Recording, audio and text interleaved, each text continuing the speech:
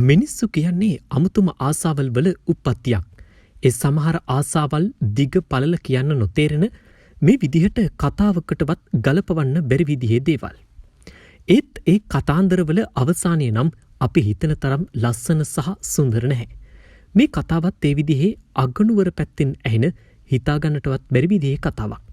ඇය කියපු විදිහට කතාව මෙහෙමයි. මම බැන්දේ ප්‍රොපෝසල් එකකින්. ඒ කියන්නේ එයා මගේ තාත්තිගේ යාළුවෙක්. ඇත්තටම ගොඩක් හොඳ කෙනෙක්. අමුතු නෑ. කොටින්ම අසාමාන්‍ය කෙනෙක් විදිහට පෙනුනේ නැහැ. අපි හනිමූන් ගියේ හපුතලේ පැත්තේ හෝටලේ එකකට.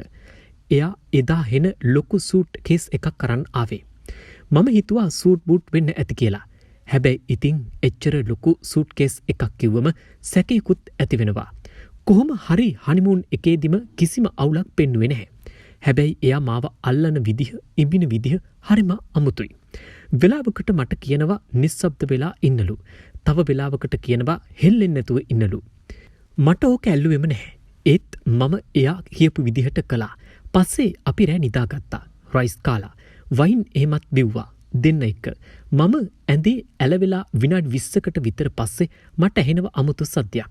හිමීට ඇහැ ඇරලා බලද්දි දැක්කා හස්බන්ඩ් අර සූට් කේස් එක අදිනවා. මම ඇහුවා මොකද කරන්න කියලා. එයා කලබල වුණා. පස්සේ මට දුන්නෙම නෑ සූට් කේස් එක බලන්න. ඒත් මම බලෙන්ම ඇරලා බැලුවා. දෙයනේ ඒකේ තිබ්බ දේ දැක්ක ගමන් මට හූ කියුණා. මොනවද දන්නවද තිබ්බේ? ඩමි එකක්. ඒ කියන්නේ අර රෙදි සාප්පුවල තියෙන ගෑනු ඩමියක්. ඒක කඩලා දාලා ඇතුලේ.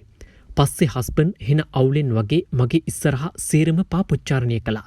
එයා ඒ වගේ පණ නැති දේවල් වලින් සතුටු වෙන්න කැමති කෙනෙක්ලු.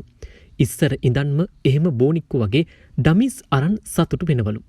මට හරිම පිළිකුලක් දෙන්නා. හැබැයි මිනිහා කියපු විදිහට දුකත් හිතුණා.